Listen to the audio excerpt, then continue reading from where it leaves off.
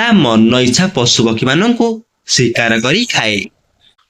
ଏକ ସୁନ୍ଦର ଘଞ୍ଚ ଜଙ୍ଗଲ ଭିତରେ ଛୋଟିଆ ପାହାଡ଼ଟିଏ ଥାଏ। ସେହି ପାହାଡ଼ ଶିଖ ଝରଣାରୁ ଝରଝର କରି ବହି ଯାଉଥାଏ ଝଲମଲ ପାଣି।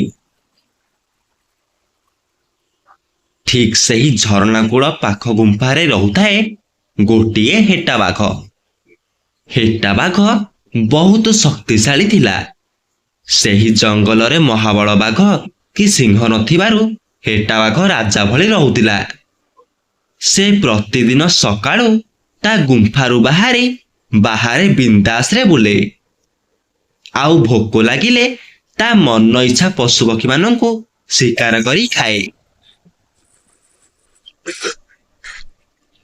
ଧୀରେ ଧୀରେ ଏମିତି କିଛି ଦିନ ବିତିଗଲା। ଖରାଦିନ ପାଖେଇ ଆସିଲା। ସେହି ଜଙ୍ଗଲରେ ପ୍ରବଳରୁ ଅତି ପ୍ରବଳ ଖରା ହେବାକୁ ଲାଗିଲା। ଫଳରେ ସବୁ ପଶୁପକ୍ଷୀମାନେ ଆଉ ଦିନ ବେଳା ବାହାରେ ଦେଖାଗଲେ ନାହିଁ। ଅତ୍ୟଧିକ ମାତ୍ରାରେ ଖରା ହେଉଥିବା ଯୋଗୁଁ ହେଟା ବାଘ ବି ତା ଗୁମ୍ଫାରୁ ବାହାରିବାକୁ ନାରାଜ ଥିଲା। ହେଲେ କ'ଣ କରିବ? ତା ପେଟ ଭୋକରେ ଏତେ ପୋଡ଼ାଜଳା ହେଉଥିଲା ଯେ କହିଲେ ବି ସରିବନି। ତେଣୁ ସେ ଉଦୁଉଦିଆ ଖରା ବେଳଟାରେ ବାହାରି ପଡ଼ିଲା ଶିକାର କରିବା ପାଇଁ। ଏମିତି ଚାଲି ଚାଲି ସେ ଜଙ୍ଗଲର ଅଧା ବାଟ ଚାଲି ଯାଇଥାଏ। ହେଲେ ତାକୁ କେଉଁଠି ବି ଗୋଟିଏ ଶିକାର ଦେଖାଗଲା ନାହିଁ। ଆରେ ଚାଲି ଚାଲି ଜଙ୍ଗଲର ସବୁ ରାସ୍ତା ସରିଯିବ ପଛକେ, ହେଲେ ଗୋଟିଏ ବି ଶିକାର ମିଳିବନି ଲାଗୁଛି। ସବୁ ଏ ସୂର୍ଯ୍ୟ ଦେବତାଙ୍କ ନାଟ। ଖରା ତ କରୁନାହାନ୍ତି, ସ୍ୱୟଂ ନିଆଁ ପିଣ୍ଡୁଳା ଯାକ ଉପରେ ପକାଉଛନ୍ତି। ଏମିତି ଖରାରେ ଆଉ କି ଶିକାର ମିଳିବ? ପେଟ ଭିତରେ ଭୋକ ଯୋଗୁଁ ପୋଡ଼ାଜଳା, ଆଉ ବାହାରେ ଗରମରୁ ପୋଡ଼ାଜଳା। କ'ଣ କରିବି ମୁଁ କିଛି ବୁଝିପାରୁନି। ଏମିତି କିଛି ବାଟ ଯିବା ପରେ ହେଟା ବାଘ ଗୋଟିଏ ଛେଳିକୁ ଦେଖିଲା। ଛେଳିଟି ଗଛ ଛାଇରେ ଆରାମରେ ଘାସ ଚରୁଥିଲା। ଛେଳିକୁ ଦେଖି ବାଘ ଟିକେ ଦୀର୍ଘ ନିଶ୍ୱାସ ନେଲା। ସେ ମନେ ମନେ ମନ ଖୁସିରେ ଭାବିଲା ଯେ ଯାହା ହେଉ କେତେ କଷ୍ଟରେ ଛେଳିଟେ ମିଳିଲା। ଠିକ୍ ସେତିକି ବେଳେ ଛେଳିର ନଜର ହେଟା ବାଘ ଉପରେ ପଡ଼ିଲା। ଛେଳିଟି ଜୀବନ ବିକଳରେ ଏକପଟିଆ ଦୌଡ଼ିବାକୁ ଲାଗିଲା। ହେଲେ ସେ ଦୌଡ଼ି ଦୌଡ଼ି ହେଟା ବାଘ ସାମ୍ନାରେ କେତେ ବାଟ ଦୌଡ଼ିବ? ସେ ହାଲିଆ ହୋଇ ଥକି ପଡ଼ି ରହିଗଲା। ଆଉ ହେଟା ବାଘ ତା ଉପରକୁ ଝାମ୍ପ ପକାଇ ତାକୁ ମାରିଦେଲା। ସେତିକି ବେଳେ ଗୋଟିଏ ଶିଆଳ ସେହି ବାଟ ଦେଇ ଆସୁଥାଏ। ହଠାତ୍ ହେଟା ବାଘକୁ ଦେଖି ସେ ଭୟରେ ଏକ ଗଛ ପଟେ ଛପିଗଲା। ଆଉ ଲୁଚି ଲୁଚି ସବୁ ଦେଖିବାକୁ ଲାଗିଲା। ଓହୋ, ଏ ଖରାରେ ଛେଳିଟା ଦୌଡ଼େଇ ଦୌଡ଼େଇ ଥକେଇ ଦେଲା। ଯାଏ ଟିକେ ଏ ଗଛ ଛାଇରେ ବିଶ୍ରାମ ନିଏ। ଟିକେ ବିଶ୍ରାମ ନେଇ ସାରି ଏ ଛେଳିକୁ ଖାଇ ମୋ ପେଟ ଶାନ୍ତ କରିବି। ହେଟା ବାଘଟି ଏମିତି କହି ଯେମିତି ଗଛ ଛାଇରେ ବିଶ୍ରାମ ନେଇଛି, ସେମିତି ତା ନଜରରେ ହରିଣଟି ପଡ଼ିଲା। ହରିଣଟି ସେହି ରାସ୍ତା ଦେଇ ଘାସ ଚରିବାକୁ ଯାଉଥିଲା। ହେଲେ ଭୋକିଲା ହେଟା ବାଘ ହାବୁଡ଼ରେ ପଡ଼ିଗଲା। ହେଟା ବାଘ ସେହି ଡଉଲ ଡାଉଲ ହରିଣକୁ ଦେଖି ତା ପାଟିରୁ ଲାଳ ନିଗିଡ଼ିବାକୁ ଲାଗିଲା। ଆରେ ବା, ଏକାଥରକେ ଦିଟା ଶିକାର। ଏ ହରିଣକୁ ଦେଖି ମୋ ପାଟିରୁ ଲାଳ ବହିଲାଣି। ଯାଏ ଆଗ ସେ ହରିଣକୁ ଶିକାର କରେ, ତାପରେ ଏ ଛେଳି ଆଉ ସେ ହରିଣକୁ ଏକାଥରକେ ଭୋଜନ କରିବି। ଏତିକି କହି ହେଟା ବାଘ ଆଉ ତା ଲୋଭ ସମ୍ଭାଳି ନ ପାରି ଛେଳିକୁ ଛାଡ଼ି ଦେଇ ହରିଣ ଶିକାର କରିବା ପାଇଁ ଚାଲିଗଲା। ହରିଣ ତ ବଡ଼ ଚଞ୍ଚଳ। ସେ ହେଟାକୁ ଦେଖି ପ୍ରାଣ ମୂର୍ଚ୍ଛା ଦୌଡ଼ିବାକୁ ଲାଗିଲା। ହେଟା ବାଘ ମଧ୍ୟ ଦିନସାରା ଭୋକ ଶୋଷରେ ଛେଳି ପଛରେ ଦୌଡ଼ି ଦୌଡ଼ି ଥକି ପଡ଼ିଥିଲା। ତେଣୁ ଆଉ ସେ ଦୌଡ଼ି ନ ପାରି ହାଲିଆ ହୋଇ ରହିଗଲା। ଆଉ ଭୋକରେ ମୁହଁ ଶୁଖେଇ ଫେରି ଆସିଲା। ହଉ, ହରିଣ ମାଂସ ନ ମିଳିଲେ କ'ଣ ହେଲା? ଛେଳିକୁ ତ ଶିକାର କରି ସାଇତି ରଖିଛି। ଗଲେ ଛେଳି ମାଂସ ଖାଇବାକୁ ଟିକେ ମିଳିବ। ହଁ।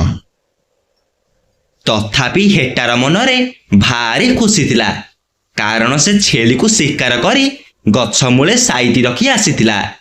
କିନ୍ତୁ ସେ ଜାଣିନଥିଲା ଯେ ସେଠି ଗୋଟିଏ ଶିଆଳ ଲୁଚି ରହି ସବୁ ଦେଖିଥିଲା ବୋଲି। ସେ ଯେତେବେଳେ ହରିଣ ଶିକାର ପାଇଁ ଚାଲିଗଲା, ସେତେବେଳେ ଶିଆଳଟି ମନ ଖୁସିରେ ଆସି ଛେଳିକୁ ଧରି ତା ଗୁମ୍ଫାକୁ ଚାଲି ଯାଇଥିଲା। ଏପଟେ ହେଟା ବାଘ ସେହି ଗଛ ମୂଳେ ଆସି ପହଞ୍ଚି ଦେଖେ ତ ତା ଶିକାର ନାହିଁ। ସେ ବୁଝିପାରିଲା ଯେ ତା ଶିକାର ଅନ୍ୟ କିଏ ଜଣେ ନେଇଯାଇଛି। ସେ ମନେ ମନେ ନିଜକୁ ବହୁତ ଧିକ୍କାର ମନେ କଲା। ସେ ଯଦି ଲୋଭ ଲାଳସା ଛାଡ଼ି ହରିଣ ଶିକାର କରିବାକୁ ନ ଯାଇ ସେହି ଛେଳିକୁ ଖାଇଥାନ୍ତା, ତାହେଲେ ଏତେବେଳକୁ ସେ ଭୋକରେ ନଥାନ୍ତା। ହେଟା ବାଘ ନିଜ ଲୋଭ ପାଇଁ ତାକୁ ସେଦିନ ଉପବାସରେ ରହିବାକୁ ପଡ଼ିଲା। ଏକ ସୁନ୍ଦର ଭରା ଘଞ୍ଚ ଜଙ୍ଗଲଟିଏ ଥାଏ। ସେହି ଜଙ୍ଗଲ ମଝିରେ ଏକ ପୁରୁଣା ଝଙ୍କାଳିଆ ବରଗଛଟିଏ ଥିଲା। ସେହି ବରଗଛରେ କାଉ ଓ କୋଇଲି ଦୁହେଁ ବାସ କରୁଥିଲେ। ରଙ୍ଗରେ କାଉ କଳା ଆଉ କୋଇଲି ବି କଳା, କିନ୍ତୁ ଦୁହିଁଙ୍କ ଭିତରେ ଫରକ ବହୁତ ଥିଲା। କାଉ ଥିଲା ବହୁତ ଗର୍ବୀ, ଅହଙ୍କାରୀ ଆଉ ଖଳ ପ୍ରକୃତିର, କିନ୍ତୁ କୋଇଲି ଥିଲା ବହୁତ ଶାନ୍ତ, ସୁନ୍ଦର ଆଉ କଣ୍ଠରେ ସୁରୀଳା।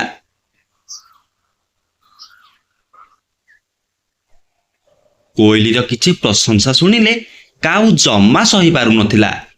ସେ ରାଗରେ କୋଇଲି ଉପରେ ବହୁତ ଈର୍ଷା କରୁଥିଲା ଆଉ ସବୁବେଳେ କୋଇଲି ଉପରେ ଝଗଡ଼ା କରୁଥିଲା। କିନ୍ତୁ କୋଇଲି କାଉ ଆଗରେ ହାର ମାନି ବେଳେ ବେଳେ ଅନ୍ୟ ଏକ ଗଛକୁ ଶୋଇବା ପାଇଁ ଚାଲିଯାଏ।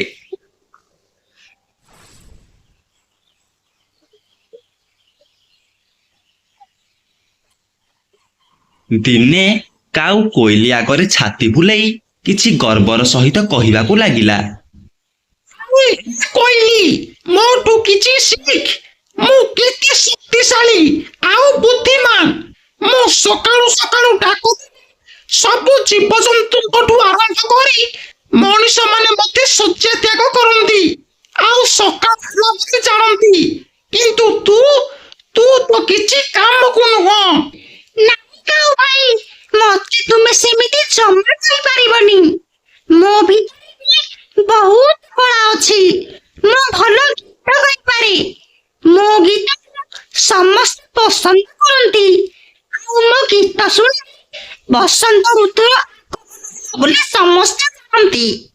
କୋଇଲି ପାଟିରୁ ଏହି କଥା ଶୁଣି କାଉ ବହୁତ ଈର୍ଷା କଲା।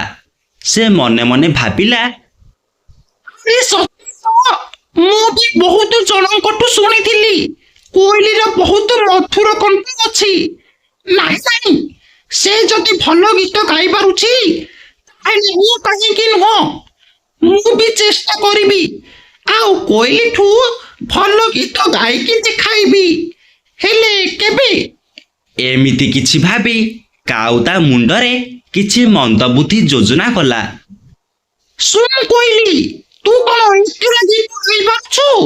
ମୁଁ ବି ତୁଠୁ ବହୁତ ଭଲ ଗୀତ ଗାଇକି ଦେଖାଇବି। ହଁ। କାଉ ଭାଇ, ତୁମେ ପୁଣି ଗୀତ? କାହିଁକି? ମତେ କଣ ଗୀତ ଗାଇବା ଆସେନି ନା କଣ? ଶୁଣ, ମୁଁ ବି ତୋଠୁ ବହୁତ ଭଲ ଗୀତ ଗାଏ ଆଉ ମୋ ଗୀତକୁ ବି ସମସ୍ତେ ପସନ୍ଦ କରନ୍ତି। ଚାଲ, ଆମେ ସିଂହ ମହାରାଜଙ୍କ ପାଖକୁ ଯିବା। ସେ ହିଁ ନିର୍ଣ୍ଣୟ ନେବେ ଯେ କିଏ ଭଲ ଗୀତ ଗାଇବାରେ ଶ୍ରେଷ୍ଠ। ଯଦି ମୁଁ ଜିତିବି, ତାହେଲେ ତୁ ଏ ଗଛରେ ଆଉ ରହିପାରିବୁନି। ଯଦି ତୁ ଜିତିବୁ, ତାହେଲେ ମୁଁ ଏ ଗଛ ଛାଡ଼ି ଚାଲିଯିବି।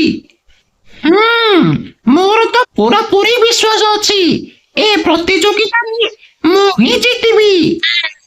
ଠିକ ଅଛି କାଉ ଭାଇ, ତୁମେ ଯଦି ଚାହୁଁଛ, ମୁଁ ବି ସେଥିରେ ଏକମତ। ତାପରେ ଦୁହେଁ ଉଡ଼ି ଉଡ଼ି ସିଂହ ମହାରାଜାଙ୍କ ପାଖକୁ ଗଲେ। ସିଂହ ମହାରାଜା କିଛି ପଶୁପକ୍ଷୀମାନଙ୍କୁ ସାଥିରେ ଧରି ସଭାରେ ବସିଥିଲେ। ସେତେବେଳେ କାଉ ଆଉ କୋଇଲି ଯାଇ ସଭାରେ ଉପସ୍ଥିତ ହେଲେ। ଆରେ କାଉ କୋଇଲି କଣ ହେଲା? ତୁମେ ଦୁହେଁ କଣ ସଭାରେ ଆଜି? ମୁଁ ଶୁଣିଥିଲି ତୁମ ଦୁହିଁଙ୍କର ବହୁତ ଝଗଡା ହେଇଛି, ହେଲେ କଣ ପାଇଁ? କଣ କହିବି? କାଉ ଭାଇ ମତେ ସବୁବେଳେ ହଇରାଣ କରନ୍ତି। ସେ ସବୁଦିନ ଈର୍ଷା କରନ୍ତି। କଣ କାଉ ଏସବୁ କଣ ହେଉଛି? ତୁ କୋଇଲି ଉପରେ ଈର୍ଷା କାହିଁକି କରୁଛୁ? ନାହିଁ ମହାରାଜ, କଥା କଣ କି ଆମେ ଦୁହେଁ ଗୋଟେ ଗଛରେ ରହିଲେ ବହୁତ ସମସ୍ୟା ସୃଷ୍ଟି ହେଉଛି। ତେଣୁ ଆମେ ଏକ ବିଚାର ନେଇ ଆପଣଙ୍କ ପାଖକୁ ଆସିଥିଲୁ। ଆରେ ଖୋଲିକି କହ, କୋଉ ପ୍ରକାର ବିଚାର? କାଉ ଭାଇ ମୋ ସହିତ ପ୍ରତିଯୋଗିତା କରିବାକୁ ଚାହୁଁଛନ୍ତି। ଆପଣ ବିଚାର କରି କହିବେ କିଏ ଗୀତ ଗାଇବାରେ ଶ୍ରେଷ୍ଠ ଆଉ କାହାର କଣ୍ଠସ୍ୱର ଭଲ। ହଁ ମହାରାଜ, ଆମେ ଦୁହେଁ ନିଷ୍ପତ୍ତି ନେଇଛୁ। ଏହି ପ୍ରତିଯୋଗିତାରେ ଯିଏ ହାରିବ ସେ ସେହି ଗଛରୁ ବିଦାୟ ନେବ। ଏବେ ଆପଣ ବିଚାର କରି କୁହନ୍ତୁ, ମୋ କଣ୍ଠସ୍ୱର ଭଲ ନା କୋଇଲି କଣ୍ଠସ୍ୱର ଭଲ? ଯଦି ଆପଣ ଆଜ୍ଞା ଦେବେ ତାହେଲେ ଆମେ ଗୀତ ଗାଇକି ଶୁଣାଇବୁ। ଓକେ ହୁ ଓକେ ହୁ। ଆରେ କାଉ ଭାଇ, ତୁମେ କେବେଠୁ ଗୀତ ଗାଇଲଣି? କାହିଁ ମୁଁ ତ ଜାଣିନି। କଣ ମୋ ବିଲୁଣମା, ଲାଗୁଛି ସକାଳୁ ସକାଳୁ ନିଦ ବାଉଳାରେ ତୁମେ କିଛି ନିଦ ରଖିପାରୁନ। ମୁଁ ରାବ ଦିନେ ପରା ତୁମେ ସକାଳ ହେଲା ବୋଲି ଜାଣ। ଆଉ ମୋ ମଧୁର ସ୍ୱର ଶୁଣି ତୁମେ ନିଦରୁ ଉଠ। ଓକେ ହୁ ଓକେ ହୁ। ହେରା କାଉ ଭାଇ, ସେଇଟା ତୁମ ମଧୁର ସ୍ୱର ନା ବିରକ୍ତିଆ ସ୍ୱର? ତୁମ ସ୍ୱରକୁ ସକାଳୁ ସକାଳୁ ଆମେ ଶୁଣିଲେ ଆମ ମାନଙ୍କର ମୁଣ୍ଡ ହୁଏ। ତେଣୁ ଆମେ ନିଦରୁ ଉଠି ପଡୁ। କହିଲେ କଣ ନା ମଧୁର ସ୍ୱର।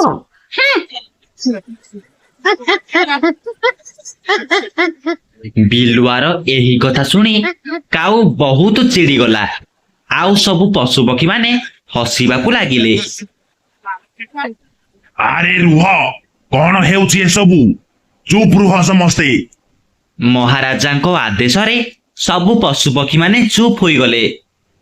ହଉ ଠିକ ଅଛି କାଉ କୋଇଲି, ତୁମେ ଦୁହେଁ ଗୀତ ଗାଇ ମତେ ଶୁଣାଅ, ତାପରେ ମୁଁ କହିବି କିଏ ଶ୍ରେଷ୍ଠ। କାଉ ପ୍ରଥମେ ତୁ ଗାଇବା ଆରମ୍ଭ କରେ। ହଉ ମହାରାଜ। କାଉର ଏପରି ଅପ୍ରିୟ କଣ୍ଠସ୍ୱର ଶୁଣି ସମସ୍ତେ ବିରକ୍ତ ହୋଇଗଲେ।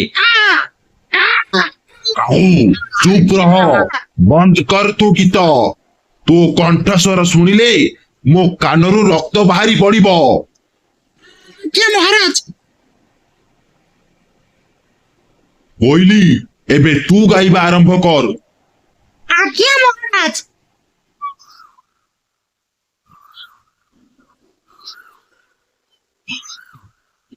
କୋଇଲିର କଣ୍ଠସ୍ୱର ଏତେ ମଧୁର ଥିଲା ଯେ ମହାରାଜ ସିଂହଙ୍କଠୁ ଆରମ୍ଭ କରି ସବୁ ପଶୁପକ୍ଷୀ ମାନେ ମନ୍ତ୍ରମୁଗ୍ଧ ହୋଇଗଲେ। ଆରେ ବା, ସତରେ କୋଇଲିର କଣ୍ଠସ୍ୱର ବହୁତ ମଧୁର, ସ୍ୱୟଂ ମାତା ସରସ୍ୱତୀଙ୍କର ବୀଣା ଧ୍ୱନି ପରି। କୋଇଲିର ସ୍ୱର ଭାଗ୍ୟରେ ଥିଲେ ହିଁ ଶୁଣିବାକୁ ମିଳିବ। ତେଣୁ ଏହି ପ୍ରତିଯୋଗିତାରେ କୋଇଲି ହିଁ ଜିତିଲା। ଧନ୍ୟବାଦ ମହାରାଜ।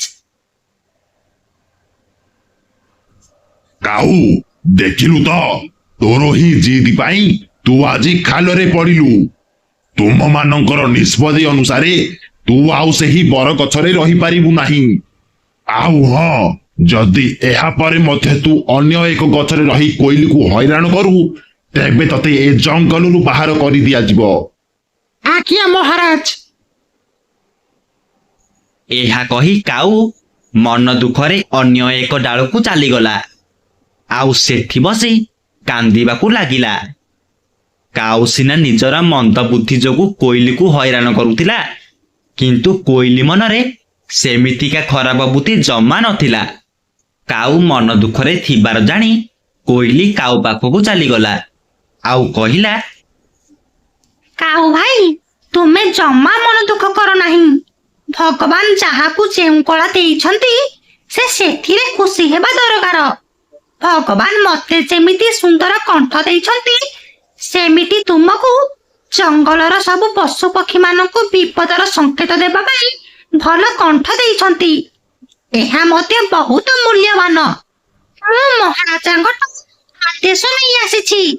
ଆସ ଆମେ ରାଗରୁଷା ଅଭିମାନ ଛାଡ଼ି ପୁଣି ଥରେ ସାଙ୍ଗସାଥୀ ହୋଇ ସେହି ବରଗଛରେ ରହିବା। ସେତେବେଳେ କାଉ ନିଜର ଭୁଲ ବୁଝି ଯାଇଥାଏ। କୋଇଲି ମୁହଁରୁ ଏତେକ ଶୁଣି ସେ ଖୁସିରେ କାନ୍ଦି ପକାଇଲା। କୋଇଲି ଭାଇ, ମୁଁ ମୋ ଗର୍ବ ଓ ଅହଙ୍କାର ପାଇଁ ତୁମକୁ ବହୁତ କିଛି କହିଦେଇଥିଲି। ମତେ କ୍ଷମା କରିଦେବ। ମୁଁ ଏବେ ସବୁ ବୁଝିପାରୁଛି। ସତରେ ତୁମ କଣ୍ଠସ୍ୱର ଯେପରି ମଧୁର, ତୁମ ବୁଦ୍ଧି ମଧ୍ୟ ତାଠାରୁ ଆହୁରି ମଧୁର। ହଉ କାଉ ଭାଇ, ଆସ ଆମେ ପୁଣି ରାଗରୁଷା ଛାଡ଼ି ଆମ ଗଛକୁ ଚାଲିଯିବା। ଆଉ ବାକି ଦିନ ଆମେ ଖୁସିରେ କଟାଇବା।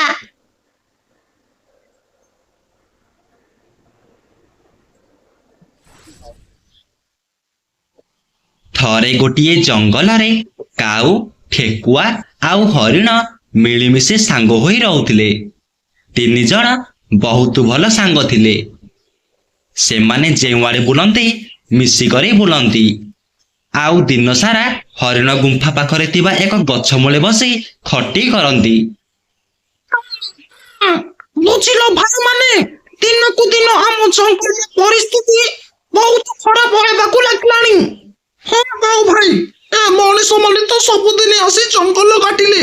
ଆଉ ଜଙ୍ଗଲ ସରିବା ଦ୍ୱାରା ଖରା ବି ବହୁତ ଜୋରସେ ହେଉଛି। ସେଥିପାଇଁ ଆମ ଜଙ୍ଗଲର ପ୍ରାୟ ପଶୁ ପକ୍ଷୀ ମାନେ ଅନ୍ୟ ଜଙ୍ଗଲକୁ ଚାଲିଗଲେଣି। ଏবার ପରିସ୍ଥିତି ମତେ ବହୁତ ଡର ଲାଗିଲାଣି। ଡର? କାହିଁକି? ଆଉ ଆମ ଭଳି ସାହସିକ ପ୍ରାଣୀମାନେ ଜଙ୍ଗଲ ଛାଡ଼ି ଯାଉଛନ୍ତି। ଫଳରେ ବାକି ଲୋକମାନେ ଶିକାର କରିବା ପାଇଁ ବୁଲୁଛନ୍ତି। ମାନେ ଦିନ ଶିକାର ଖବର ଆମକୁ କିଛି ଅଂଶମାନେ ଶିକାର ଦେବେ। ଠେକୁଆ ଭାଇ, ତୁମେ ଯାହା କହିଲ ତାହା ଠିକ ଯେ, ହେଲେ ଆମକୁ କାହିଁକି ଶିକାର କରିବ? ବୁଝିଲ କାଉ ଭାଇ, ତୁମେ ସେ ଅସନା ଜିନିଷ ଖାଇ ତୁମ ମୁଣ୍ଡଟାକୁ ବି ହଉ କୋଉ ଭୋକିଲା ହିଂସା ଜନ୍ତୁ ଆମକୁ ଦେଖିବ ହେଲେ ସେ କଣ ଆମକୁ ଖାଇବ? ହେଇଟି ଠେକୁଆ ଭାଇ, ତୁମେ ସେମିତି ଜମା କହିବନି ହେଲା। ମୁଁ ଅସନା ଖାଦ୍ୟ ଖାଇଲେ ବୁଦ୍ଧିମାନ। ଆରେ ମୋ କଥାଟା ଆଗ ବୁଝି ସାର, ତାପରେ ଯାହା କହିବା କଥା କହିବ। ଆରେ ମୁଁ କହିବା ଆମେ ତ ଯେଉଁଆଡେ ବି ଯାଆନ୍ତି ମିଶି କରି ଯାଆନ୍ତି। ଆମେ କହିଲେ ସିନା ସିଏ ଆମକୁ ଶିକାର କରିପାରିବ। ଯଦି ଆମେ ଏକଲା ହେବାନି ତାହେଲେ ଆମକୁ ଶିକାର କରିବ। ଓହୋ, ଏ କଥା କହୁଥିଲା। ହଉ ଭାଇ, ମୁଁ ଏବେ ସବୁ ବୁଝିଗଲି। ତିନି ସାଙ୍ଗ ଏମିତି କିଛି କଥା ହେଉଥିବା ସମୟରେ ସେହି ବାଟ ଦେଇ ଗୋଟିଏ ହେଟା ବାଘ ଆସୁଥାଏ। ହେଟା ବାଘ ବହୁତ ଭୋକିଲା ଥିଲା। ତେଣୁ ସେ ଶିକାରକୁ ଏଣେ ତେଣେ ଖୋଜି ଖୋଜି ସେଠି ଆସି ପହଞ୍ଚିଗଲା। ହଠାତ୍ ସେ ଦେଖିଲା ତିନି ସାଙ୍ଗ ଏକ ଗଛ ମୂଳେ ବସି କିଛି କଥା ହେଉଥାନ୍ତି। ହେଟା ତ ବହୁତ ଭୋକିଲା ଥିଲା। ତେଣୁ ସେ ଏକ ବୁଦା ମୂଳେ ଛପି ଯାଇ କିଛି କୁଟିଳ ଯୋଜନା କରିବାକୁ ଲାଗିଲା। ଆରେ ଏଠି ତ ବଢିଆ ବଢିଆ ତିନି ଜଣ ଶିକାର ମିଳିଗଲେ। ହେଲେ ଏମାନଙ୍କୁ ଶିକାର କରିବା ବଡ କାଠିକର ପାଠ। ମୁଁ ଶୁଣିଥିଲି ଏମାନେ ତିନି ଜଣ ପାରସ୍ପରିକ ବନ୍ଧୁ। ଯଦି ଜଣକୁ ଶିକାର କରେ ତାହେଲେ ଅନ୍ୟ ଜଣେ ଯାଇ ସିଂହ ମହାରାଜାଙ୍କୁ କହିଦେବ। ନା ନା, ମୁଁ ଏମିତି କଲେ ଧରା ପଡିଯିବି। ଗୋଟେ କାମ କରିବାକୁ ହେବ। ମତେ ପ୍ରଥମେ ଏମାନଙ୍କ ସାଥେ ବନ୍ଧୁତା ହେବାକୁ ପଡିବ। ତାପରେ ମୁଁ ଏମାନଙ୍କୁ ବନ୍ଧୁତ୍ୱର ଉପହାର ଦେଇଦେବି। ଏମିତି କହି ହେଟା ବାଘ ବୁଦା ଗହଳରୁ ବାହାରି ତିନି ସାଙ୍ଗ ପାଖକୁ ଗଲା। ହେଟା ବାଘକୁ ଦେଖି ସେମାନେ ଟିକେ ଭୟଭୀତ ହୋଇପଡ଼ିଲେ। ଆରେ ସାଙ୍ଗମାନେ, ମତେ ଦେଖି କଣ ଡରିଗଲ କି? ନା ନା, ଜମା ଡର ନାହିଁ।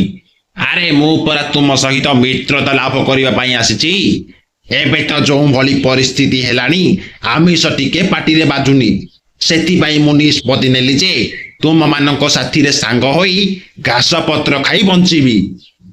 ଆରେ ମୋତେ ତ ଏ ହେଡ ଉପରେ କାହିଁ କିଛି ସନ୍ଦେହ ହେଉଛି। ଆରେ ଜାଟ ଭାଇ, ଏଥିରେ ପଚାରିବାର କଣ ଅଛି?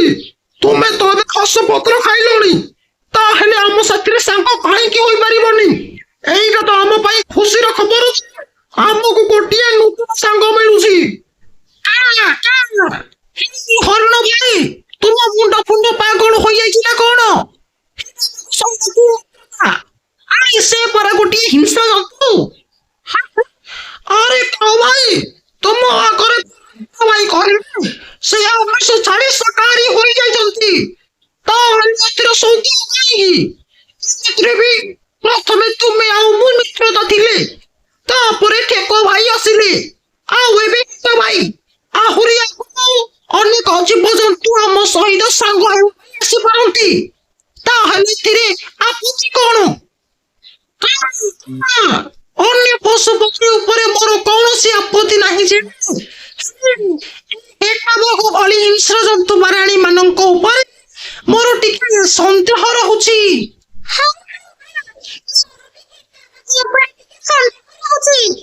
କିନ୍ତୁ ମୋର କିଛି ସନ୍ଦେହ ନାହିଁ।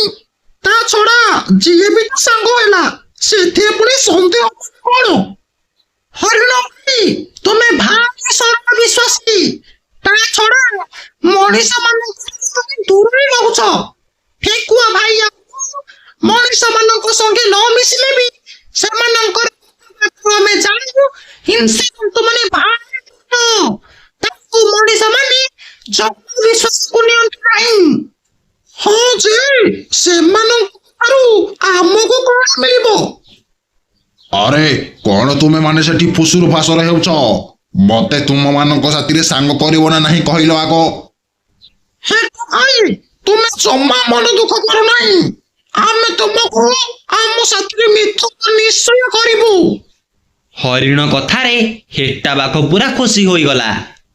ହଉ ଭାଇମାନେ, ଏବେ ମୋର ଟିକେ କାମ ଅଛି, ମୁଁ ଯାଉଛି। ହଉ, କାଲି ସକାଳୁ ସକାଳୁ ନିଶ୍ଚିତ ଦେଖା ହେବା। ତାପରେ ହେଟା ବାଘ ନିଜ କୁଟୀର ଯୋଜନାରେ ସଫଳ ହୋଇ ମନ ଖୁସିରେ ସେଠୁ ଚାଲିଗଲା।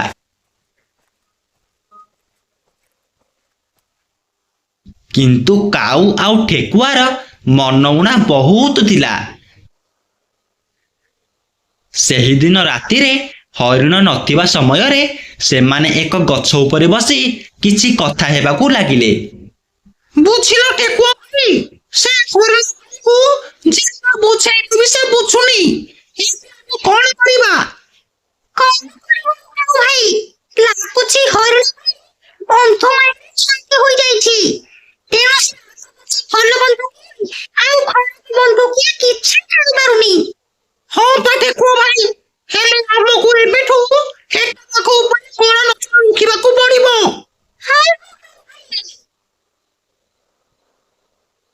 ସେହିଦିନ ରାତି ପାଇ ପରଦିନ ସକାଳ ହେଲା। ହେଟା ବାଘ ସେମାନଙ୍କ ସହିତ ମିତ୍ରତା କରିବା ପାଇଁ ସେଠି ଆସି ପହଞ୍ଚିଗଲା। ଆଉ ନିଜ ଅନ୍ତରରୁ ଖୁସିରେ ସେମାନଙ୍କ ସହ ମିତ୍ରତା ହୋଇ କିଛି କଥାବାର୍ତ୍ତା ହେଲା। ଏମିତି କିଛି ଦିନ ହେଟା ବାଘ ସେମାନଙ୍କ ପାଖକୁ ଆସେ, ଆଉ ଭଲସେ କଥାବାର୍ତ୍ତା ହୋଇ ସନ୍ଧ୍ୟା ହେଲେ ତା ଗୁମ୍ଫାକୁ ଫେରେ।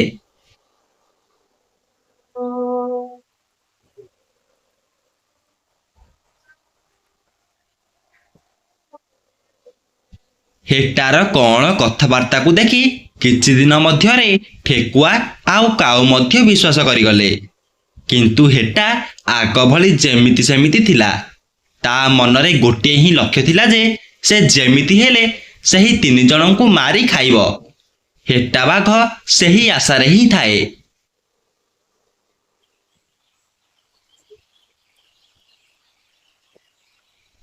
ଦିନେ ଭୋର ସକାଳୁ ସକାଳୁ ହେଟା ଆସି ପହଞ୍ଚିଲା ହରିଣ ଗୁମ୍ଫାରେ। ସେତେବେଳକୁ ଠେକୁଆ ଆଉ କାଉ ହରିଣ ପାଖରେ ନଥିଲେ। ଠିକ୍ ସେହି ମୌକା ଦେଖି ହେଟା ହରିଣକୁ କହିଲା, ସଙ୍ଗାତେ, ମୁଁ କାଲି ତୁମକୁ କଣ କହିଥିଲି ମନେ ଅଛି ନା ନାହିଁ? ଏ ସଙ୍ଗାତେ, ତୁମେ କହିଥିବା କଥା ପୁଣି ମୋର ମନେ ହେବନି? ହଉ ସଙ୍ଗାତେ, ତାହେଲେ ଚାଲ ମୁଁ ତୁମକୁ ଆରପଟ ଜଙ୍ଗଲରେ ଥିବା ଯାଦୁଇ ପୋଖରୀ ପାଖକୁ ନେଇଯିବି। ଆରେ ସଙ୍ଗାତେ, କାଉ ଭାଇ ଆଉ ଠେକୁଆ ଭାଇ ପରା ଆସିନାହାନ୍ତି। ସେମାନେ ଆସନ୍ତୁ, ସେମାନେ ଆସିଲେ ଆମେ ମିଶିକି ଯିବାନି? ସଙ୍ଗାତେ, ସେମାନେ ପରା କେତେବେଳୁ ଆଗଛ କରି ଆସି ଆମକୁ ଅପେକ୍ଷା କରି ଅଛନ୍ତି। ଜଲ୍ଦି ଚାଲ, ଜଲ୍ଦି ଚାଲ, ନହେଲେ ସେମାନେ ଆମକୁ ଛାଡି ଚାଲିଯିବେ। ହଉ ଚାଲ ଚାଲ। ହେଟା ବାଘ ମୌକା ଦେଖି ହରିଣକୁ ମାରି ଖାଇବା ପାଇଁ ଜଙ୍ଗଲର ମଝି ଆଡ଼କୁ ନେଇ ଚାଲିଲା। ହେଲେ ହରିଣ ବହୁତ ସରଳ ଥିବାରୁ ହେଟାର ଏମିତି ଚାଲକୁ ସେ ଜମା ଜାଣିପାରି ନଥିଲା। ସଙ୍ଗାତେ, ତୁମେ ମତେ ଅନ୍ଧାରିଆ ଜଙ୍ଗଲ ଭିତରକୁ କଣ ପାଇଁ ନେଇ ଆସିଛ? ଆଉ ଠେକୁଆ ଭାଇ ଆଉ କାଉ ଭାଇ କୁଆଡେ ଗଲେ? ମତେ ଏଠି ବହୁତ ଡର ମାଡ଼ିଲାଣି। ବୁଝିଲୁ ହରିଣ, ମୁଁ ଜାଣିଥିଲି ତୁ ବହୁତ ସରଳ ବୋଲି, ହେଲେ ତୁ ଏତେ ବୋକା ବୋଲି ମୁଁ ଜମା ଭାବି ନଥିଲି। ହଠାତ୍ ହେଟାର ଏଭଳି ରୂପକୁ ଦେଖି ହରିଣ ବହୁତ ଡରିଗଲା। ଏ ଜଙ୍ଗଲରେ ତୁ ଆଉ ମୁଁ ଛଡା କେହି ନାହାନ୍ତି। କେତେ ଦିନ ହେଲା ପାଟିରେ ଆମିଷ ଟିକେ ବାଜି ନଥିଲା। ଏବେ ତତେ ଏଠି ମାରି ମୋ ପେଟ ଶାନ୍ତ କରିବି। ଦୁଷ୍ଟ ନୃଶଂସ, ମୁଁ ତତେ ଅତି ପ୍ରିୟ ମିତ୍ର ହିସାବରେ କେତେ ବିଶ୍ୱାସ କରିଥିଲି। ତୁ ମୋ ସାକ୍ଷୀରେ ଛଳନା କରିଲୁ। ମୋ ସାଙ୍ଗମାନେ ଠିକ କହିଥିଲେ, ହିଂସାଜନ୍ତୁ ମାନଙ୍କୁ କେତେ ବିଶ୍ୱାସ କରିବା କଥା ନୁହଁ। ମୁଁ କଣ କରିବି? ବଞ୍ଚାଅ, ବଞ୍ଚାଅ, କେହି ମତେ ବଞ୍ଚାଅ, ବଞ୍ଚାଅ, ବଞ୍ଚାଅ, କେହି ତ ମତେ ବଞ୍ଚାଅ, ବଞ୍ଚାଅ, ବଞ୍ଚାଅ, କେହି ତ ମତେ ବଞ୍ଚାଅ। ଏମିତି ହରିଣର ଚିତ୍କାର ଶବ୍ଦ ସେହି ପାଖ ଗଛ ଉପରେ ଥିବା ଏକ ଚଢ଼େଇ କାନରେ ପଡ଼ିଲା।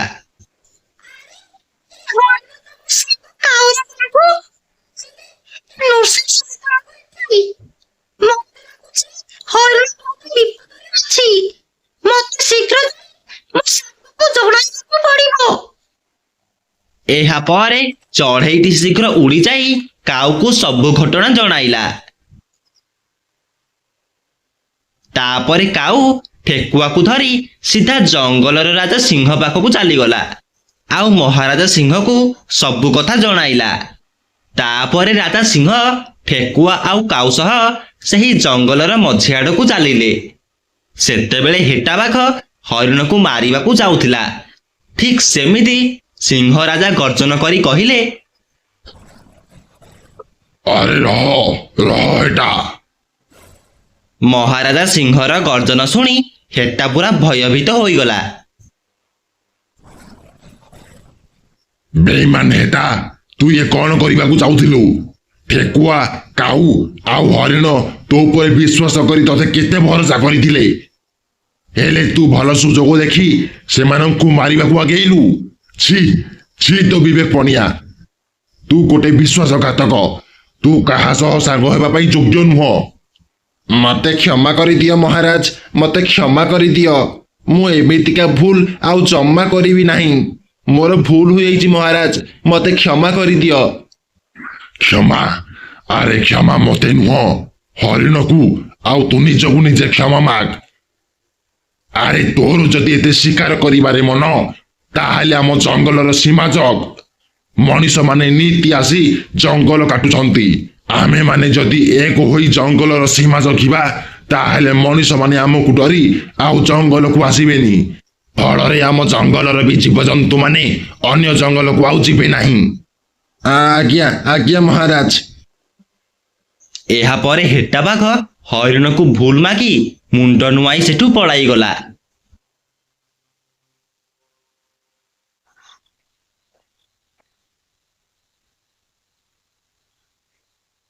ସାଙ୍ଗମାନେ, ମୋର ବହୁତ ବଡ ଭୁଲ ହୋଇଯାଇଥିଲା। ଆଜି ତୁମ ମାନଙ୍କର ସାହାଯ୍ୟ ନଥିଲେ ହୁଏତ ମୁଁ ଆଜି ହେଟା ବାଘର ଶିକାର ହୋଇସାରନ୍ତିନି। ହିଂସାଜନ୍ତୁ ମାନଙ୍କ ସହ ସାଙ୍ଗ ପ୍ରାଣୀ ପରିଣତି ହୁଏ? ବୁଝିଲ ହରିଣ ଭାଇ, କେବେ ହେଲେ ଜାଣିନଥିବା କିମ୍ବା ଚିହ୍ନି ନଥିବା ପ୍ରାଣୀମାନଙ୍କ ସାଥିରେ ହଠାତ୍ ସାଙ୍ଗ ହୋଇ ସବୁ କଥାରେ ବିଶ୍ୱାସ କରିଯିବା ଠିକ ନୁହଁ। ଥରେ ଗୋଟିଏ ଜଙ୍ଗଲରେ ଏକ ସିଂହ ରହୁଥିଲା। ସିଂହଟି ବହୁତ ବଳବାନ ଥିଲା। ସେ ତା ବଳପଣିଆରେ ଜଙ୍ଗଲର ପଶୁପକ୍ଷୀମାନଙ୍କୁ ମାରି ଖାଇ ଦେଉଥିଲା। ଆଉ ନିଜ ବଳପଣ ଯୋଗୁଁ ସେ ସେହି ଜଙ୍ଗଲର ରାଜା ହୋଇଥିଲା। କିନ୍ତୁ ଗୋଟିଏ ରାଜା ତା ପ୍ରଜାମାନଙ୍କ ଉପରେ ଯେଉଁ କର୍ତ୍ତବ୍ୟ କରିବା କଥା ସେ ତାହା ନ କରି ଓଲଟା ସେମାନଙ୍କୁ ଶିକାର କରି ଖାଉଥିଲା। ସିଂହଟି ପ୍ରତିଦିନ ଗୁମ୍ଫାରୁ ବାହାରେ ଆଉ ମନ ଇଚ୍ଛା ପଶୁମାନଙ୍କୁ ମାରି ଖାଏ। ଆଉ ସନ୍ଧ୍ୟା ହେଲେ ଗୁମ୍ଫାକୁ ଫେରେ।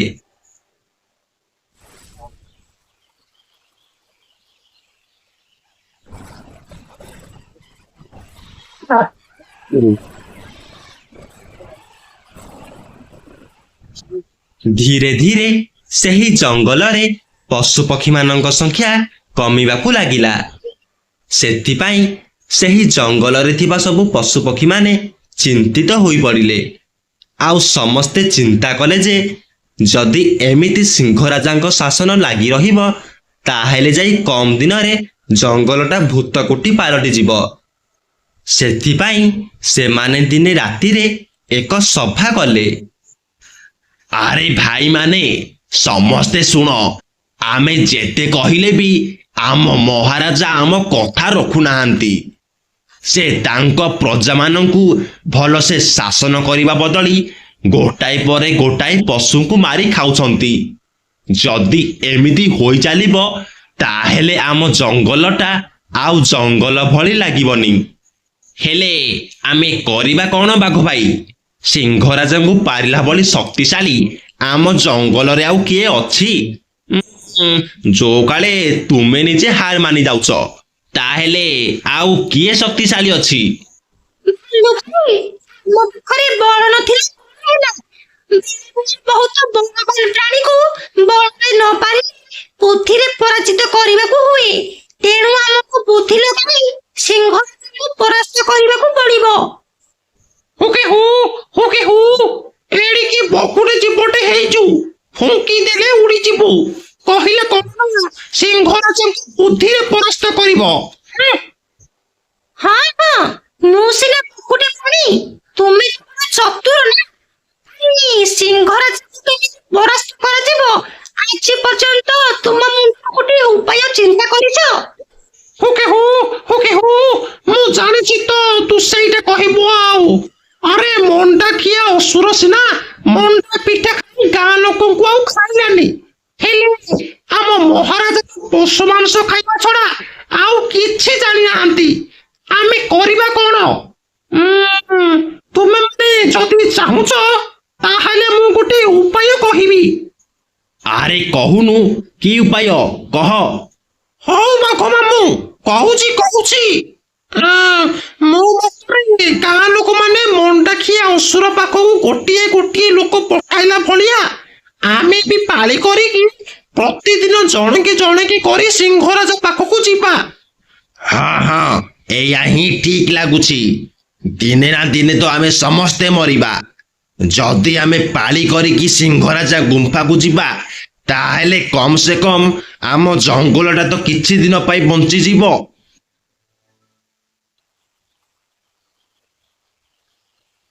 ପରଦିନ ସକାଳ ହେଲା।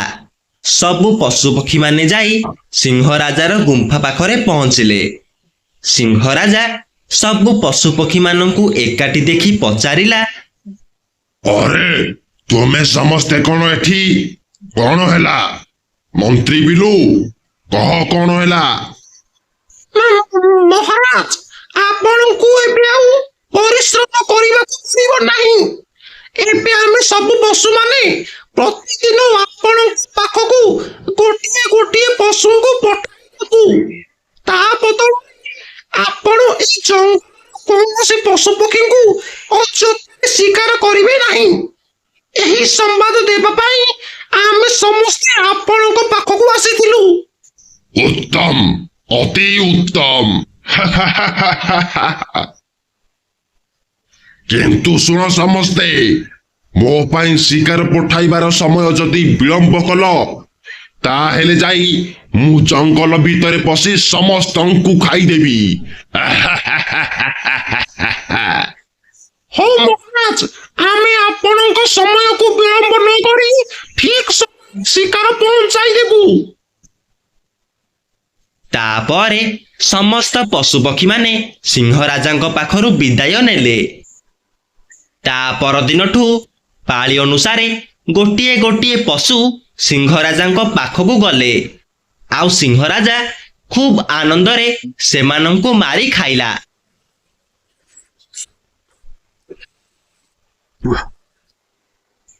ଏମିତି କିଛି ଦିନ ବିତିଗଲା। ଦିନେ ଗୋଟିଏ ଠେକୁଆର ପାଳି ପଡ଼ିଲା। ଠେକୁଆଟି ଦେଖିବାକୁ ଦୁବୁଲା ପତଲା ଆଉ ବାଙ୍ଗର ଟିକିଏ ଥିଲା, କିନ୍ତୁ ସେ ଭାରି ଚତୁର ଥିଲା। ସେ ଆଜି ସିଂହରାଜାଙ୍କ ଶିକାର ହେବ, ଏହା ଜାଣି ମଧ୍ୟ ସେ ମୋଟେ ଚିନ୍ତିତ ନଥିଲା। ସକାଳୁ ସକାଳୁ ଠେକୁଆ ମନ ଖୁସିରେ ସିଂହର ଶିକାର ହେବା ପାଇଁ ବାହାରି ପଡ଼ିଲା। ସେ ଖୁସିରେ ଡେଇଁ ଡେଇଁକିନା ସିଂହର ଗୁମ୍ଫା ଆଡ଼କୁ ଚାଲିଲା। କିଛି ବାଟ ଯିବା ପରେ ଠେକୁଆକୁ ବହୁତ ଜୋରସେ ଶୋଷ କଲା। ସେ ଦେଖିଲା ପାଖରେ ଗୋଟିଏ କୂଅ ଅଛି। ସେ ସେହି କୂଅକୁ ପାଣି ପିଇବାକୁ ଚାଲିଗଲା। ବାଳତିରେ ଆଗରୁ ଅଛି, ଯାଉଛି ଏସବୁ ପାଣି ପିଇ ମୁଁ ମୋର ଶୋଷ ମେଣ୍ଟାଇବି। ତାପରେ ଠେକୁଆ ସେହି ପାଣିତକ ପିଇ ସାରି କିଛି ସମୟ କୂଅକୁ ଲକ୍ଷ୍ୟ କରି ଚାହିଁଲା। କୂଅ ଭିତରେ ଥିବା ପାଣିକୁ ଦେଖି ଠେକୁଆ ମୁଣ୍ଡକୁ ଏକ ଉପାୟ ଜୁଟିଲା। ଏହା ପରେ ସେ ଧୀରେ ଧୀରେ ରାଜା ସିଂହର ଗୁମ୍ଫା ଆଡ଼କୁ ଯିବାକୁ ଲାଗିଲା। ସେପଟେ ସିଂହ ତା ଖାଇବା ସମୟ ଗଡ଼ିବାରୁ ସେ ବହୁତ ରାଗି ଯାଇ ଗର୍ଜନ କରୁଥାଏ। ସେତେବେଳେ ଠେକୁଆ ସିଂହ ପାଖରେ ଯାଇ ପହଞ୍ଚିଲା। ଠେକୁଆକୁ ଦେଖି ସିଂହ ଆହୁରି ରାଗିଗଲା, ଆଉ ଗର୍ଜନ କରି କହିଲା, ଆରେ ତୁମମାନଙ୍କୁ ମୁଁ କାହାରିକୁ ଛାଡ଼ିବି ନାହିଁ, ସମସ୍ତଙ୍କୁ ମାରିଦେବି। ତୁମେ ସବୁ ପଶୁମାନେ ମୋ ସହ ଛଳନା କଲ, ଏକରେ ମୋ ଖାଇବା ସମୟ ବିଳମ୍ବ କଲ, ପୁଣି ଏ ଦୁବଲା ପୁତଲା ଠେକୁଆକୁ ପଠାଇଛ। ୟାକୁ ଖାଇଲେ କଣ ମୋ ପେଟ ପୁରିବ?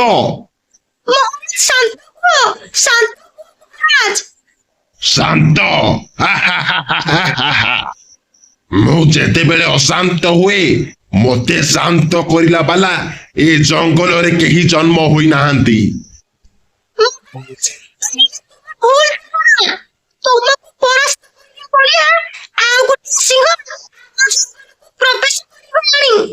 ମାନେ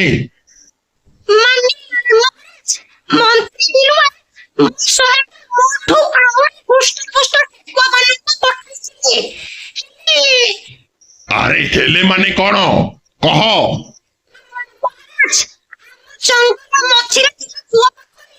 ଗୋଟିଏ ସିଂହ ରହୁଛି।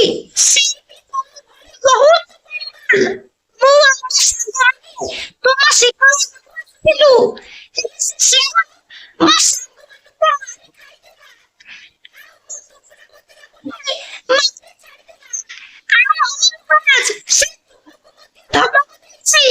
ସେ କହିଲେ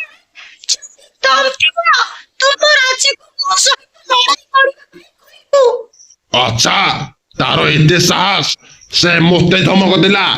ହଉ ଠେକୁଆ, ଚାଲ ମୋତେ ତା ପାଖକୁ ନେଇ ଚାଲ, ଦେଖିବି ତାର କେତେ ଦମ ଅଛି। ତାପରେ ଠେକୁଆ ମହାରାଜା ସିଂହକୁ ନେଇ ସେହି କୂଅ ପାଖକୁ ଚାଲିଲା।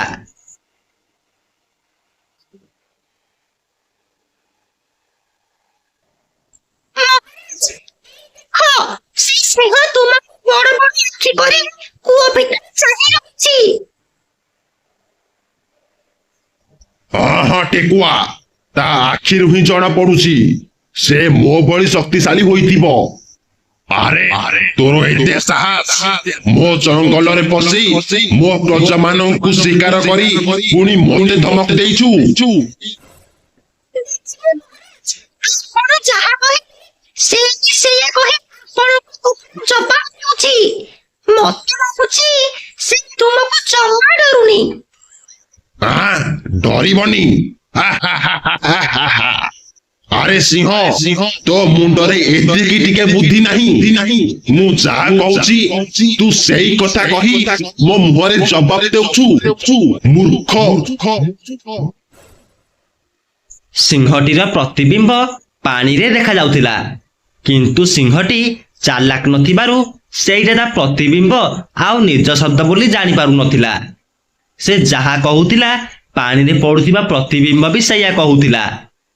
ସିଂହର କଥା କୂଅରେ ବାଜି ଏକ ଶବ୍ଦ ଶୋଭା ଯାଉଥିଲା, ଫଳରେ ତାର ନିଜ ଶବ୍ଦ ହିଁ ଦୁଇଥର ଶୋଭା ଯାଉଥିଲା। ଆରେ ତୁ ମୋତେ ମୂର୍ଖ କହିଲୁ? ରହ ଏବେ ତତେ ଦେଉଛି। ଏହା କହି ସିଂହଟି ଆଉ ରାଗ ସହି ନ ପାରି ଗର୍ଜନ କରି ସେହି କୂଅ ଭିତରକୁ ଡେଇଁ ପଡ଼ିଲା। ଆରେ ସେ ସିଂହ କୁଆଡେ ଗଲା? ଲାଗୁଛି ମତେ ଦେଖି ସେ ଡରିକି ପଳାଇ ଗଲା। ଆରେ ଆରେ ଆରେ ଇଏ କଣ ହେଇଯାଉଛି? ମୁଁ ବୁଡି ଯାଉଛି କଣ? ଆରେ ବଞ୍ଚାଅ କିଏ ମତେ, ବଞ୍ଚାଅ। ଅନେକ ସମୟ ପାଣିରେ ବୁଡ଼ି ରହି ସିଂହଟି ନିଜ ଜୀବନ ହରାଇଲା। ସେପଟେ ସିଂହର ମୃତ୍ୟୁ ଖବର ଶୁଣି ଜଙ୍ଗଲର ସବୁ ପଶୁପକ୍ଷୀ ମାନେ ଖୁସି ହୋଇଗଲେ, ଆଉ ସମସ୍ତେ ଠେକୁଆକୁ ଧନ୍ୟବାଦ ଜଣାଇଲେ। ଆଉ ସେମାନେ ନିଜ ପସନ୍ଦରେ ଏକତା ହୋଇ ବାଘକୁ ସେହି ଜଙ୍ଗଲର ରାଜା କରାଇଲେ।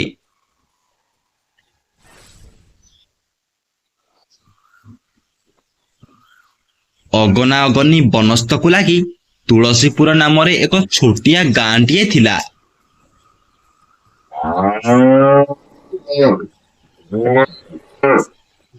ସେହି ଗାଁରେ ଜଣେ ବ୍ରାହ୍ମଣ ବାସ କରୁଥିଲେ। ବ୍ରାହ୍ମଣ ଜଣକ ବହୁତ ଲୋଭୀ ଥିଲେ, କିନ୍ତୁ ସେ ଦୟାଳୁ ମଧ୍ୟ ଥିଲେ।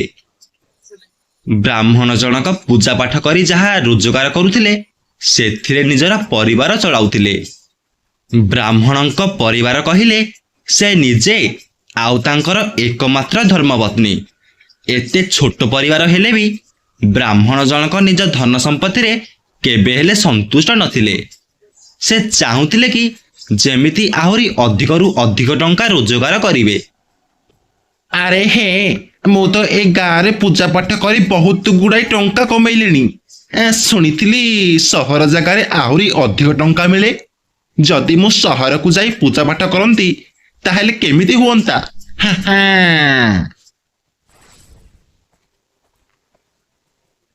ଆହେ ବାସନ୍ତୀ, ଓ ବାସନ୍ତୀ।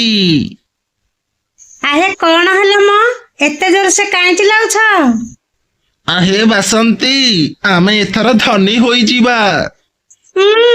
ଏବେ ଆମେ କଣ କମ ଧନୀ ଅଛନ୍ତି କି? ଆହେ ବାସନ୍ତୀ, ତମେ ମୋ କଥାଟା ବୁଝୁନ। ଆହେ ମୁଁ କହିବାର ଅର୍ଥ ହେଲା ଯେ ସହର ଜାଗାରେ ପୂଜା ପାଠ କରିଲେ କୁଆଡେ ଅଧିକ ଟଙ୍କା ମିଳୁଛି। ଯଦି ଆହୁରି ଅଧିକ ଟଙ୍କା ମିଳିବ ନା ତାହେଲେ ଆମେ ଏ ଗାଁରେ ରାଜା ହୋଇ ରହିବା, ରାଜା ହୋଇ।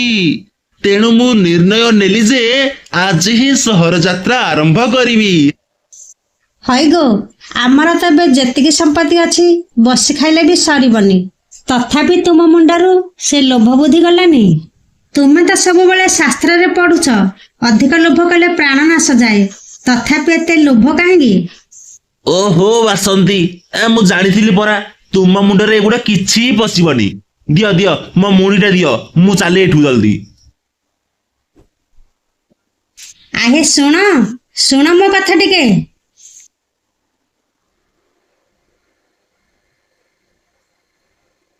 ବ୍ରାହ୍ମଣ ଜଣକ ତାଙ୍କ ପତ୍ନୀଙ୍କ କଥା ନ ମାନି ଧନ ଲୋଭରେ ସହର ଆଡକୁ ପୂଜା ପାଠ କରିବା ପାଇଁ ଆଗେଇ ଚାଲିଲେ।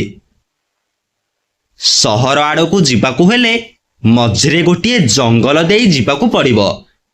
ପୁଣି ସେହି ଜଙ୍ଗଲରେ ବହୁତ ହିଂସ୍ର ଜନ୍ତୁ ରହୁଥିଲେ।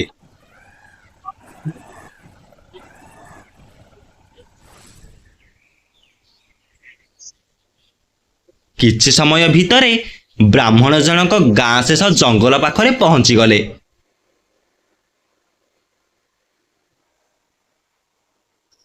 ଆରେ ହେ, ମୋର ତ ଏଇ ଗୋଟିଏ ଡର ଥିଲା ଆଉ। ହେ ପ୍ରଭୁ, ଟିକେ ଦୟା କର, ଯେମିତି ହେଲେ ଜଙ୍ଗଲଟା ହିଂସ୍ର ଜନ୍ତୁଙ୍କଠୁ ଦୂରେଇ ପାର କରିଦିଅ, ନହେଲେ ମୋ ସେପଟେ ପାଉଣାଟା ବୁଡ଼ିଯିବ।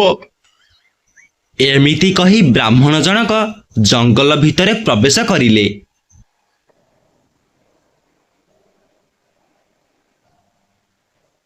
କିଛି ଦୂର ଯିବା ପରେ ସେ ଦେଖିଲେ ଏକ ବିଲୁଆ ପାଣି ନ ପାଇ ଛଟପଟରେ ପାଣି ପିଇବା ପାଇଁ ଚିତ୍କାର କରୁଛି।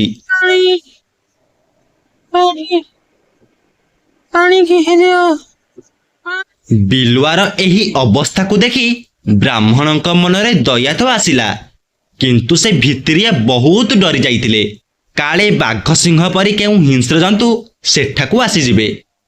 କିନ୍ତୁ ତାଙ୍କ ମୁଣ୍ଡକୁ କ'ଣ ଜୁଟିଲା, ସେ କିଛି ନ ଭାବି ବିଲୁଆକୁ ସାହାଯ୍ୟ କରିବା ପାଇଁ ଚାଲିଗଲେ। ସେ ବିଲୁଆ ପାଖକୁ ଯାଇ ତାଙ୍କ ମୁଣିରେ ଥିବା କଳସକୁ କାଢ଼ି ବିଲୁଆ ପାଟିରେ ପାଣି ଢାଳିଲେ।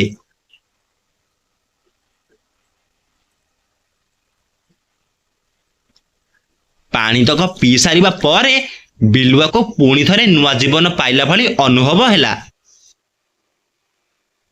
ବ୍ରାହ୍ମଣ ଦେବତା, ଆପଣ ଠିକ ସମୟରେ ମୋର ଶୋଷ ମେଣ୍ଟାଇ ମୋତେ ନୂଆ ଜୀବନ ଦେଲେ।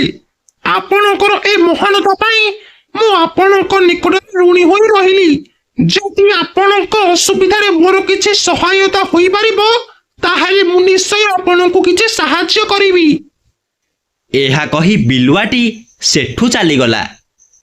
ବ୍ରାହ୍ମଣ ଜଣକ ମଧ୍ୟ ଗୋଟିଏ ଜୀବର ତୃଷା ମେଣ୍ଟାଇ ନୂଆ ଜୀବନ ଦେଇଥିବାରୁ ସେ ଭାରି ଖୁସି ଥିଲେ। ଓହୋ, ଯାହା ହେଉ, ଆଜି ଗୋଟିଏ ପୁଣ୍ୟ କାମ କରି ମୋ ଆତ୍ମାଟା ପୁରା ଶାନ୍ତି ହୋଇଗଲା। ଆଉ ଖାଲି ଆଜିର ପାଉଣାଟା ମିଳିଗଲେ ଜୀବନ ପୁରା ଧନ୍ୟ ହୋଇଯିବ।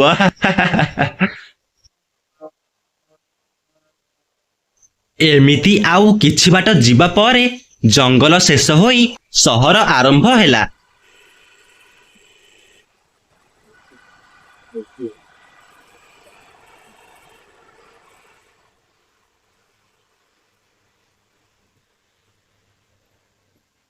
ବ୍ରାହ୍ମଣ ଜଣକ ପୂଜାବିଧି କରିବା ପାଇଁ ସହର ସାରା ଘୁରି ବୁଲିଲେ। ଏମିତିକି ସେ ସବୁ ମନ୍ଦିରକୁ ମଧ୍ୟ ଯାଇଥିଲେ, ହେଲେ ତାଙ୍କୁ ସେହିଦିନ କେଉଁଠି ବି ପୂଜା ପାଠ କରିବାକୁ ସୁଯୋଗ ମିଳିଲା ନାହିଁ। ଫଳରେ ସେହିଦିନ ତାଙ୍କର ଟଙ୍କାଟିଏ ବି ରୋଜଗାର ହୋଇପାରିଲା ନାହିଁ। ସନ୍ଧ୍ୟା ହେବା ପୂର୍ବରୁ ବ୍ରାହ୍ମଣ ଜଣକ ମନ ଦୁଃଖରେ ନିଜ ଗାଁକୁ ଯିବାକୁ ବାହାରି ପଡ଼ିଲେ। ଆରେ ହେ, କେତେ ଆଶା କରି ଗାଁରେ ପୂଜା ପାଠ ଛାଡ଼ି ଭଲ ଟଙ୍କା ଖଣ୍ଡେ ମିଳିବ ବୋଲି ସହରକୁ ଆସିଲି, ହେଲେ ଏଠି ଟଙ୍କାଟିଏ ବି ମିଳିଲାନି। ଘରକୁ ଗଲେ ମୋ ସ୍ତ୍ରୀକୁ କୋଉ ମୁହଁ ଦେଖାଇବି? ନାହିଁ ନାହିଁ, ମତେ ଯେମିତି ହେଲେ କିଛି ଗୋଟେ କରିବାକୁ ପଡ଼ିବ। ଏମିତି କିଛି ବାଟ ଚାଲୁ ଚାଲୁ ବ୍ରାହ୍ମଣଙ୍କ ନଜର ଗୋଟିଏ ସିଂହ ଉପରେ ପଡ଼ିଲା। ସିଂହଟି ଗୋଟିଏ ଜନ୍ତାରେ ପଡ଼ି ଗର୍ଜନା କରୁଥିଲା, ଆଉ ତା ହାତରେ ଗୋଟିଏ ସୁବର୍ଣ୍ଣ କଙ୍କଣଟିଏ ଥିଲା। ବ୍ରାହ୍ମଣଙ୍କୁ ଦେଖି ସିଂହ ଆହୁରି ଜୋରସେ ଗର୍ଜନ କରିବାକୁ ଲାଗିଲା। ଆରେ ବ୍ରାହ୍ମଣ ଦେବତା, ଓ ବ୍ରାହ୍ମଣ ଦେବତା, ଆରେ ମତେ ଏଠୁ ଉଦ୍ଧାର କର। ଏ ଜନ୍ତାରେ ରହି ମୁଁ ବଣ ନିଶ୍ୱାସ ହୋଇଯାଉଛି। ଦୟାକରି ମତେ ଏଠୁ ଉଦ୍ଧାର କର। ବ୍ରାହ୍ମଣ ତ ବହୁତ ଦୟାଳୁ ଥିଲେ, ହେଲେ ବି ତାଙ୍କ ମନରେ ସିଂହ ପ୍ରତି ଟିକେ ସନ୍ଦେହ ଥିଲା। କିନ୍ତୁ ସେ ଯେତେବେଳେ ସିଂହର ହାତ ଆଡ଼କୁ ନଜର ପକାଇଲେ, ସେ ଦେଖିଲେ ସିଂହର ହାତରେ ଗୋଟିଏ ସୁବର୍ଣ୍ଣ କଙ୍କଣ ଅଛି। ସୁବର୍ଣ୍ଣ କଙ୍କଣକୁ ଦେଖି ବ୍ରାହ୍ମଣଙ୍କ ମନରେ ଅଧିକ ମାତ୍ରାରେ ଲୋଭ ଜାତ ହେଲା। ସେ ଧୀର ସ୍ୱରରେ ଟିକେ ଭାବିବାକୁ ଲାଗିଲେ। ଆରେ ହେ, ମୁଁ ତ ଭାବିଥିଲି କାଲି ଟଙ୍କା ମିଳିବ, ହେଲେ ସେ ଟଙ୍କା ନ ମିଳିଲେ କ'ଣ ହେଲା? ମତେ ତ ଏଠି ଗୋଟେ ସୁବର୍ଣ୍ଣ କଙ୍କଣ ମିଳିଗଲାଣି। ମତେ ଯେମିତି ହେଲେ ସେ ସିଂହଠାରୁ ସୁବର୍ଣ୍ଣ କଙ୍କଣଟିକୁ ଆଣିବାକୁ ପଡ଼ିବ। ବ୍ରାହ୍ମଣ ଜଣକ ଏମିତି କିଛି ଭାବିବା ଅବସ୍ଥାରେ ଥିଲେ। ସିଂହଟି ବ୍ରାହ୍ମଣଙ୍କୁ ଏହି ଅବସ୍ଥାରେ ଦେଖି ସେ କିଛି ନିର୍ଣ୍ଣୟ ନେଲା।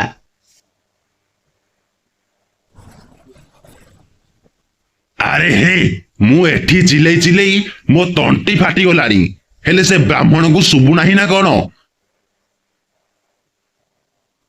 ଆରେ ହେ ବ୍ରାହ୍ମଣ ତ କିଛି ଭାବିବା ଅବସ୍ଥାରେ ଥିଲା ଭଳି ଜଣା ପଡୁଛି। କାଳେ ସେ ମୋ ହାତରେ ଥିବା ସୁବର୍ଣ୍ଣ କଙ୍କଣକୁ ନେଇ କିଛି ଭାବୁନାହିଁ ତ? ସିଂହଟି ବ୍ରାହ୍ମଣଙ୍କୁ ଏହି ଅବସ୍ଥାରେ ଦେଖି ସେ ଜାଣିପାରିଲା ଯେ ବ୍ରାହ୍ମଣ ଜଣକ ନିଶ୍ଚୟ ସେହି ସୁବର୍ଣ୍ଣ କଙ୍କଣ ଲୋଭରେ ଥିବେ, କାରଣ ବ୍ରାହ୍ମଣମାନେ ଅଧିକ ଧନଲୋଭୀ ଅଟନ୍ତି। ସିଂହଟି କିଛି ବୁଦ୍ଧି ଲଗାଇ କହିଲା, ବ୍ରାହ୍ମଣ ଦେବତା, ଦୟାକରି ମତେ ଏ ଜନ୍ତାରୁ ଉଦ୍ଧାର କର। ମୁଁ ଏ ଜନ୍ତାରେ ବହୁତ ଦିନ ହେଲା ପଡ଼ିଲିଣି। ଯଦି ଆପଣ ମତେ ଏଠୁ ଉଦ୍ଧାର କରନ୍ତି ତାହେଲେ ମୁଁ ଆପଣଙ୍କୁ ମୋ ହାତରେ ଥିବା ସୁବର୍ଣ୍ଣ କଙ୍କଣଟିକୁ ଉପହାର ସହିତ ଦେବି। ସିଂହ ପାଟିରୁ ଏହି କଥା ଶୁଣି ବ୍ରାହ୍ମଣଙ୍କ ମନ ଆକାଶରେ ଉଡ଼ିଲା। ଆରେ ସିଂହ, ତୁ ସତ କହୁଛୁ ତ? ମୁଁ ତତେ ଉଦ୍ଧାର କରିଲେ ତୁ ମତେ ସେହି ସୁବର୍ଣ୍ଣ କଙ୍କଣଟିକୁ ଦେବୁ ନା? ହଁ ବ୍ରାହ୍ମଣ ଦେବତା, ମୁଁ କଣ ମିଛ କହୁଛି କି? ମୋ ଉପରେ ତୁମର ଏତିକି ବି ଟିକେ ଭରସା ନାହିଁ? ଆରେ ନାହିଁ ନାହିଁ, ସେମିତି କିଛି ନାହିଁ। କିଏ କହିଲା ତୋ ଉପରେ ଭରସା ନାହିଁ ବୋଲି? ରହ, ମୁଁ ଜନ୍ତା ଖୋଲୁଛି, ରହ। ତଥାପି ବ୍ରାହ୍ମଣଙ୍କ ମନରେ ସିଂହ ପ୍ରତି ଟିକେ ସନ୍ଦେହ ରହୁଥିଲା, କିନ୍ତୁ ସେ ସୁନା ଲୋଭରେ ଏତେ ପାଗଳ ହୋଇଯାଇଥିଲେ ଯେ ସେ ଆଗ ପଛ କିଛି ନ ଭାବି ଜନ୍ତାଟିକୁ ଖୋଲିଦେଲେ।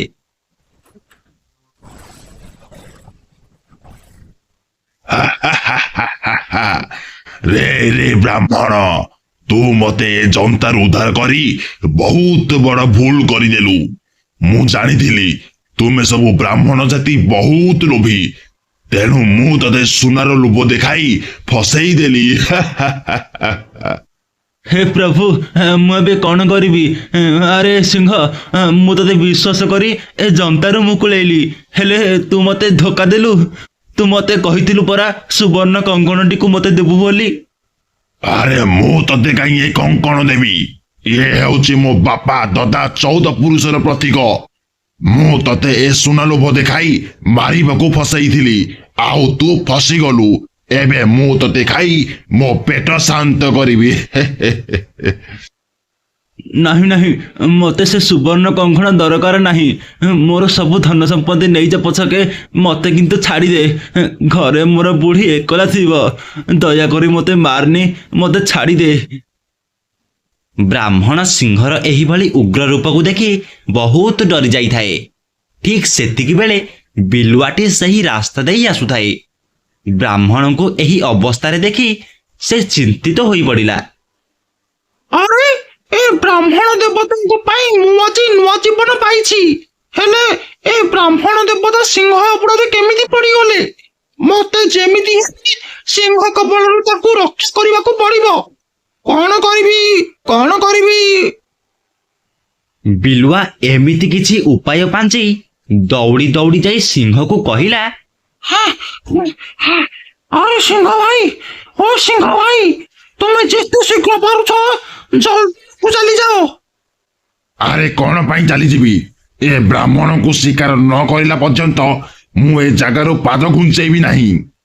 ଆରେ ସିଂହ ଭାଇ, ମୋ କଥା ଟିକେ ବୁଝିବାକୁ ଚେଷ୍ଟା କର। ମୁଁ ତୁମ ଭଲ ପାଇଁ କହୁଛି। ସେ ଶିକାରୀ ତା ସିପାହୀ ମାନଙ୍କୁ ଧରି ଏ ଜନ୍ତା ସହିତ ତୁମକୁ ନେବାକୁ ଆସିଛି।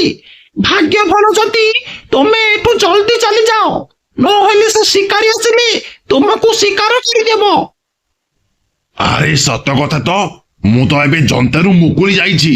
ଜଲ୍ଦି ଜଲ୍ଦି ଏ ଜାଗା ଛାଡି ଚାଲିଯାଏ, ନହେଲେ ସେ ଶିକାରୀ ଆସିଲେ ମତେ ନେଇଯିବ। ବିଲୁଆ ମୁହଁରୁ ଶିକାରୀ କଥା ଶୁଣି ପ୍ରାଣ ଭୟରେ ସିଂହ ସେହି ଜାଗା ଛାଡ଼ି ସେଠୁ ଚାଲିଗଲା।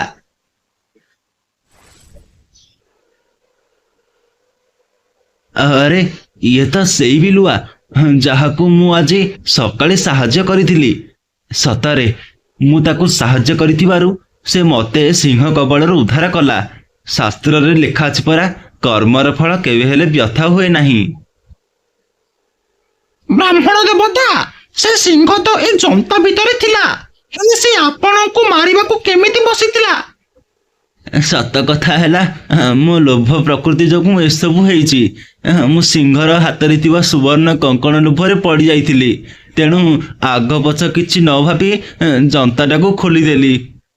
ବ୍ରାହ୍ମଣ ଦେବତା, ଅଧିକ ଲୋଭ କରିବା ମରଣକୁ ଡାକିବା ସହିତ ସମାନ। ତେଣୁ ଜୀବନରେ କେବେ ହେଲେ ଲୋଭ କରିବା ଠିକ ନୁହଁ। ଆମକୁ ଯେତିକି ମିଳୁଛି ଆମେ ସେତିକିରେ ଖୁସି ହେବା ଉଚିତ। ହଁ ବିଲୁଆ, ତୁ ଠିକ କହିଛୁ।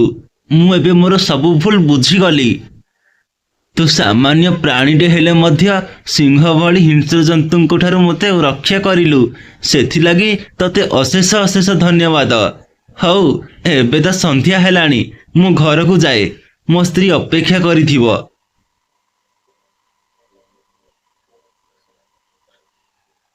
ସତରେ ମୋର ଟିକେ ଲୋଭୀ ବୁଦ୍ଧି ଯୋଗୁଁ କେତେ ବଡ଼ ବିପଦରେ ଆଜି ପଡ଼ିଯାଇଥିଲି। ବିଲୁଆ ସାମାନ୍ୟ ପଶୁଟେ ହେଲେ ବି ତାଠାରୁ ମୋତେ ବହୁତ କିଛି ଶିଖିବାକୁ ମିଳିଲା।